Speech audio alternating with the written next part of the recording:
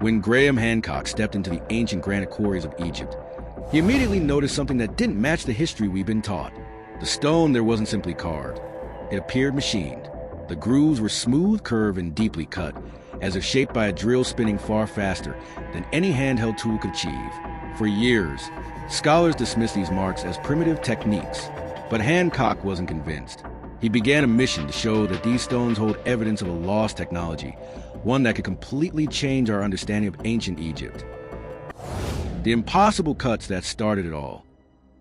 The mystery begins inside the Egyptian Museum in Cairo, where an unfinished granite sarcophagus rests quietly among the artifacts of Egypt's Old Kingdom. At first glance, it looks like any ordinary ancient coffin, but a closer look reveals something far more remarkable.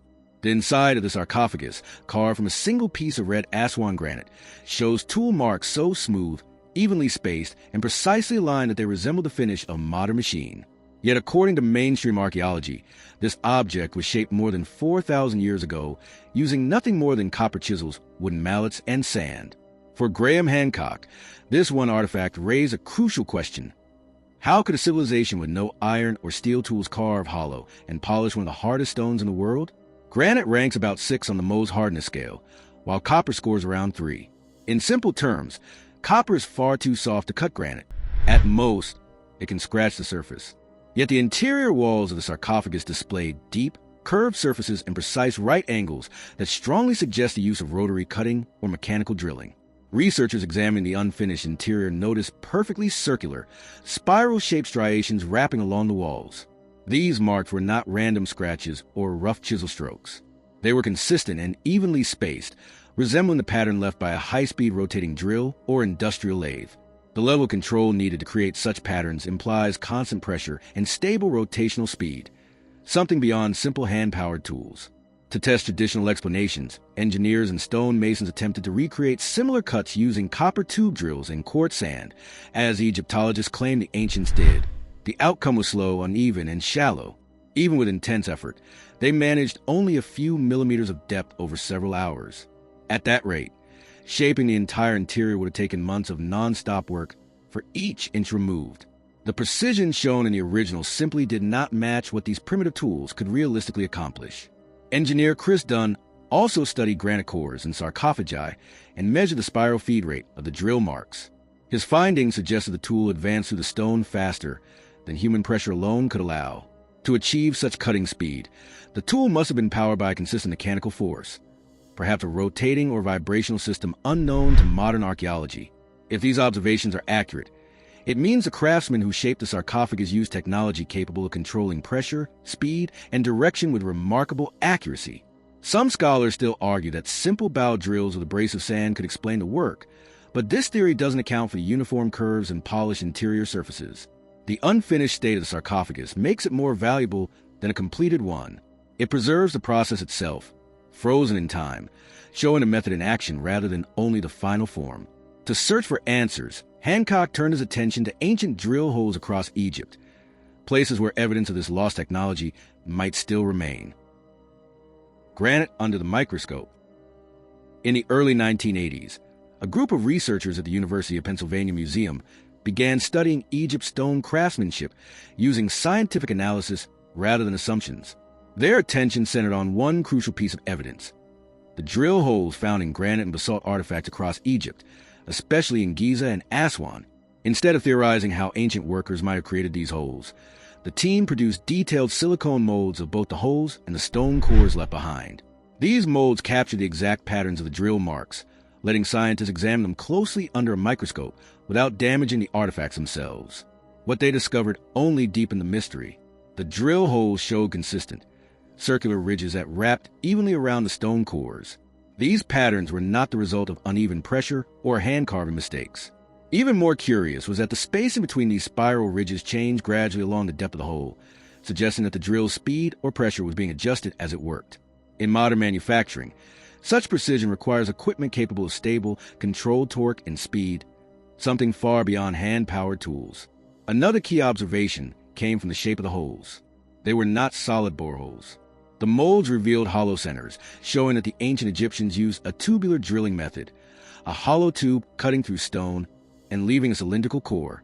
Tubular drilling is standard in today's industrial engineering, but is believed to have been developed only in the 19th century. The idea that Egypt employed it thousands of years earlier directly challenged long-held assumptions about their technological capabilities. When researchers calculated the cutting rate from the spiral groove patterns, the results were astonishing. The drill appeared to penetrate approximately 0.1 inch for every full rotation. In simple terms, each turn of the tool carved a tenth of an inch into solid granite, and even modern diamond-tipped drills must work hard to achieve that. Copper tools, even combined with quartz sand, cannot cut granite at that speed without warping, wearing down, or overheating. Microscopic study also showed that the grooves had a steady, rhythmic pattern, indicating the drill maintained constant movement without wobbling or slowing. Such stability would require a powered mechanism, possibly weight-driven, rotary, or vibration-based, rather than human muscle alone. And these marks were not isolated. The same patterns appeared across multiple drill cores from different regions, pointing to a standardized technique rather than individual experimentation. Over time, researchers attempted to reproduce the ancient results using copper drills and abrasives. None succeeded. Modern reconstructions required hours just to scratch the granite surface, leaving rough and uneven marks. In contrast, the ancient examples displayed sharp edges, smooth walls, and uniform spiral patterns that extended to the entire hole. This growing uncertainty and the failure to replicate the ancient precision pushed both scholars and independent researchers to focus on the most critical missing piece of evidence: the tool technology itself. The tools and techniques. Archaeologists have recovered several types of ancient Egyptian carving and drilling tools over the decades. The most commonly discovered items include copper tube drills, bow-driven drills, dolerite hammerstones, and abrasive sandstone blocks. These tools are believed to have been used during the Old and New Kingdom periods to shape extremely hard stones, such as granite, basalt, and quartzite. However, when these tools are tested in laboratory demonstrations and experimental workshops, they fail to recreate the level of precision and smooth cutting seen in ancient monuments and stone objects. To address this problem, some researchers suggest that the Egyptians may have combined these copper drills with abrasive materials, such as crushed quartz, emery, or ground sandstone mixed with water. The idea is that the abrasive particles do the actual grinding while the copper acts merely as a flexible holder. This technique can work effectively on limestone and other softer stones, producing wear patterns similar to those seen on many temple reliefs and statues. However, granite and basalt are much harder. In these cases, the abrasives were down too quickly and the copper bends or deforms under pressure long before creating deep, clean, smooth cuts. A few archaeologists propose a more advanced theory, that the Egyptians may have embedded tiny hard mineral crystals directly into the edge of the drilling tool, essentially making an early form of a composite drill bit.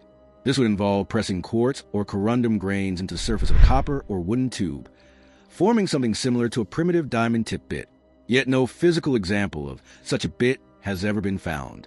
No preserved drill heads with embedded abrasives exist in museum collections or excavation records. The argument is based entirely on microscopic grooves and cutting marks on stone surfaces. Graham Hancock finds this absence significant. He argues that if copper tools were used to shape granite on a large scale, at least some worn or broken examples should have survived, especially given the number of quarry sites and sarcophagi across Egypt. Instead, most discovered drills are small and appear better suited for soft stone or wood. Hancock suggests that perhaps the real drill components were made from organic or perishable materials that did not survive, such as hardwood shaft hardened with mineral coatings or stone tubes reinforced by binding agents that have since degraded. Another explanation considers the mechanics of drilling rather than the material of the tool. Some engineers note that to achieve the depth and uniformity seen in ancient drill holes, the drilling motion must have been stable, continuous, and evenly pressured. This could have been achieved using weighted drilling frames, where a heavy load applied downward pressure while the drill was rotated continuously by ropes or pulleys. Such a mechanism resembles the principles behind early lathes and rotary machines. While no complete ancient lathe has been found, tomb illustrations show artisans using ropes and bow-like devices to spin tools, indicating that Egyptians understood rotational mechanics. Despite these theories, no experimental reconstruction has fully matched the precision of the ancient drill cores. Modern attempts come close but still leave uneven grooves and slightly irregular hole walls. This persistent discrepancy fuels the idea that Egyptian craftsmen may have inherited or rediscovered knowledge from an older, more advanced tradition. To understand just how far this mysterious technique may have reached, we must look at where these drilling methods appear across Egypt's greatest monuments and sacred structures. secrets hidden in the quarries of Aswan. And the strongest physical clues to how ancient Egyptians worked with extremely hard stone can be found in the granite quarries of Aswan, located near Egypt's southern border. This region provided the majority of the granite used in temples, obelisks, colossal statues, and architectural blocks throughout the ancient kingdom. Among these massive undertakings, the most iconic example is the unfinished obelisk, which still lies connected to the rock bed where it was being carved. Historians say that the obelisk was commissioned during the reign of Queen Hatshepsut around 1478 BC. Had it been completed, the monument would have reached nearly 42 meters, about 137 feet, in height and weighed roughly 1,200 tons, making it around one-third larger than any other known Egyptian obelisk. However, a large fracture appeared in the stone during shaping, forcing workers to stop. As a result, the quarry remained in its working state, preserving a moment of ancient construction almost exactly as it happened. Surrounding the obelisk, the trenches and rock surfaces display rows of parallel grooves and smooth, curved channels. These patterns are clearly deliberate, running in consistent orientations, appearing as though they were formed by a tool guided with purpose rather than chaotic strikes. The standard explanation is that workers used dolerite pounding stones, dense, rounded volcanic rocks, to chip away at the granite. Archaeologists have uncovered more than 30 of these at the site, which seems to support this interpretation.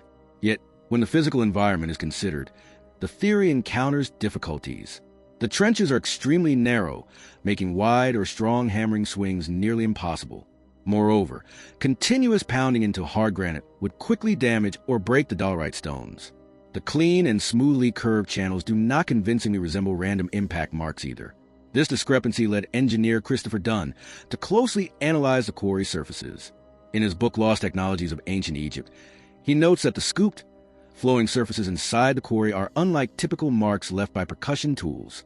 Instead, they look more like the effects of mechanical abrasion, similar to what would be produced by a high-speed cutting wheel or industrial grinding device. Some grooves even curve underneath the base of the obelisk, forming undercut areas that would be impossible to create using simple handheld pounding. Dunn argued that the markings reflect controlled directional force, possibly involving rotary or vibrational tools. He points out that even with access to modern equipment, producing those same curved and evenly spaced grooves will require machinery capable of steady torque and guided rotation. Graham Hancock supports Dunn's view, suggesting that these features may represent knowledge of stoneworking far more advanced than what is typically attributed to ancient Egypt. Mainstream Egyptologists remain cautious and continue to maintain that repeated hammering and sand-based abrasion could eventually form the observed patterns. Still, even within academic circles, the Aswan quarry presents unresolved questions. Why are the grooves consistently uniform? Why are some surfaces polished instead of rough? And how could workers achieve such precision on a 1,200-ton stone using only manual tools? These are the details Hancock calls the fingerprints of lost technology. To him, Aswan is not merely a quarry. It is evidence of sophisticated tradition of craftsmanship that may have originated long before pharaonic Egypt. And as similar marks appear across temples and pyramid sites from Luxor to Giza, the mystery only grows deep. R. Hancock's theory, a forgotten technology remembered. Graham Hancock's core claim about Egypt's extraordinary granite craftsmanship rests on a bold but straightforward idea. The level of precision seen in ancient Egyptian stonework did not originate in Egypt itself.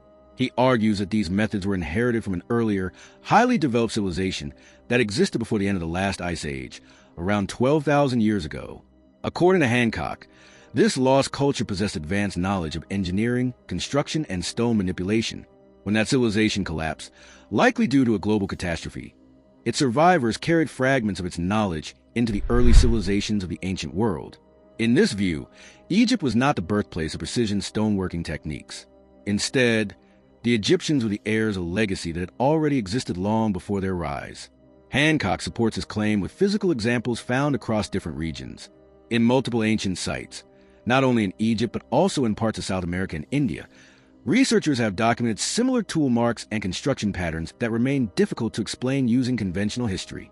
Tubular drill holes with spiral striations appear in the granite quarries of Aswan, the precisely carved blocks of Pumapunku in Bolivia, and certain massive stone temples in southern India.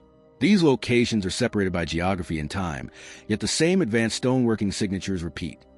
Deep circular cuts, joints so precise they are nearly airtight, and stone surfaces polished to levels comparable to modern engineering. To Hancock, this recurring pattern suggests a shared technological inheritance that predates written history. He does not claim that ancient people used futuristic machines. Instead, he proposes that the lost technology may have relied on a deep understanding of abrasives, control pressure, tool geometry, and mechanical guidance. Over generations, the true science behind these techniques may have faded. The methods may have survived only as rituals, traditions, or instructions believed to be sacred, passed down without the original explanation. In this sense, craftsmen in ancient Egypt may have been repeating practices they no longer fully understood, preserving only the results, not the reasoning. This theory is heavily debated. Traditional Egyptologists and engineers argue that there is no clear archaeological evidence for a pre-Egyptian civilization capable of such advanced work. They maintain that Egyptian artisans accomplished everything using copper tools, quartz sand, manpower, and time, combined with ingenuity and skill. Yet even within mainstream research, there is an acknowledgement that some tool marks, especially those found on granite drill cores and the surfaces of the unfinished obelisk, are difficult to reconcile with copper and sand alone. This unresolved gap between what should be possible and what actually exists in stone keeps the discussion alive. For Hancock, that gap itself is evidence, the lingering trace of a vanished world that once possessed extraordinary mastery over stone. For many years, this debate remained mostly theoretical. But new scientific analyses of granite cores and quarry surfaces have recently emerged, and their findings challenge assumptions on both sides. The proof in the stone, Serapeum at Saqqara, reveals the true stage.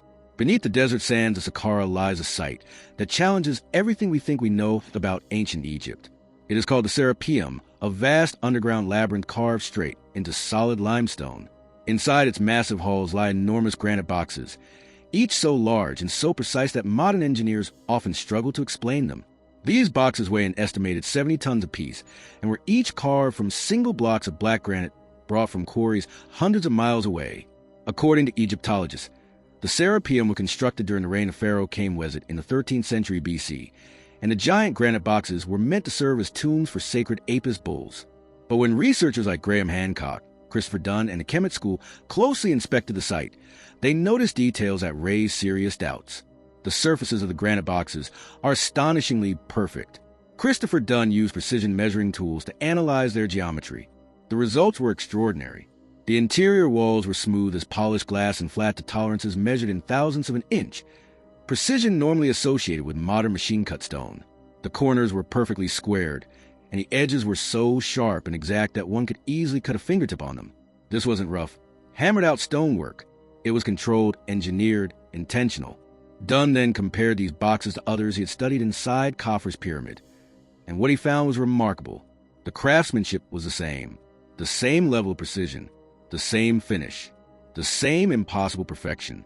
Yet these structures were believed to be separated by more than 1,000 years of Egyptian history. According to mainstream archaeology, stone cutting skills should have declined over that period, not remained identical. Even more telling, the dating of the Serapeum boxes isn't based on the stone itself, but on pottery fragments found nearby. This means the granite boxes could be far older than commonly believed. Hancock argues that these boxes were never meant for burials at all. Their flawless symmetry and mathematical precision suggest a purpose that may have been functional rather than symbolic. He proposes that they were engineered with intention, possibly to manipulate sound, vibration, or energy resonance. Their placement deep within limestone tunnels appears deliberate, as though the builders understood how stone interacts with frequency and pressure. What's equally baffling is what's missing. There are no tool marks consistent with copper chisels, pounding stones, or any tool type known to Egypt at that time. Under microscopic study, the surfaces reveal subtle spiral patterns, the kind produced by rotary cutting tools that would require stable torque and sustained speed. Tools that history says simply did not exist in ancient Egypt. This level of precision, paired with the absence of any known method to create it, has made the Serapeum one of the most compelling pieces of physical evidence for advanced stoneworking technology in the ancient world. To Hancock, these boxes stand as silent witnesses to a forgotten chapter of human history. Proof, carved in granite, of knowledge that predated Egypt itself. As these questions surfaced, Egyptologists were forced to reevaluate artifacts long accepted at face value, and the new findings would push Hancock's theory back into global debate. The evidence that changes everything. In 2025, a new set of 3D microscans taken at Giza and Saqqara exposed spiral cutting patterns inside ancient granite drill cores that were mathematically exact. These ultra-high-resolution laser models revealed repeating geometric curves that matched the same digital signatures produced in modern machining systems. For many, this was a physical confirmation of what Graham Hancock and engineer Chris Dunn had been arguing for decades. Dunn's earlier study of the granite cores documented by Sir Flinders Petrie had already revealed something astonishing. The drill advanced into granite at a rate of roughly 0.100 inch for every rotation. That cutting speed is hundreds of times faster than what even today's diamond-tipped industrial drills typically achieve. And yet, we are told the ancient Egyptians produced this using copper tools powered only by manpower. When Dunn later returned to the unfinished obelisk site in Aswan, he noticed identical patterns carved into the quarry walls. The horizontal lines revealed a rhythm of steady forward motion, pauses, and re-engagement. The same feed marks made when a cutting tool retracts to clear debris and then continues cutting. These patterns were intentional and controlled, not the random impacts of stone pounders striking by hand. This raised the inevitable question. If copper tools and manual labor cannot explain these cuts, then what could? And if such tools did exist, why have none of them survived? According to Hancock, the answer is that this stoneworking knowledge came from a far earlier civilization, one that mastered principles of vibration and energy long before dynastic Egypt ever existed. More clues support this. One of the most puzzling artifacts is the object discovered in the tomb of Prince Sabu at Saqqara. Carved from fragile schist, it closely resembles a turbine rotor or mechanical impeller, complete with curved aerodynamic fins that spiral out from a central hub. Its symmetry and engineering precision have baffled experts for decades. The archaeologist who found it admitted he had no explanation for its design or function. It should be nearly impossible to carve such a form from brittle stone unless advanced shaping tools or molds were used. There are also massive drill holes at Karnak, where the wall thickness is so thin and uniform that even modern equipment would struggle to reproduce it without warping. These features do not appear to be decorative. They look engineered. Skeptics argue that ancient craftsmen simply possessed extraordinary patience. But the controlled experiments run in 2025 prove that patience and copper tools alone cannot account for spiral geometry, the smooth drilling feed rate, or the flawless symmetry. Taken together, the precision spiral cores, the quarry cut marks, the Sabu disc, and the ultra-thin drill walls, the evidence points toward one unavoidable conclusion. Long before recorded history, someone possessed advanced knowledge of precision stoneworking. As Hancock states, the proof is carved in the stone.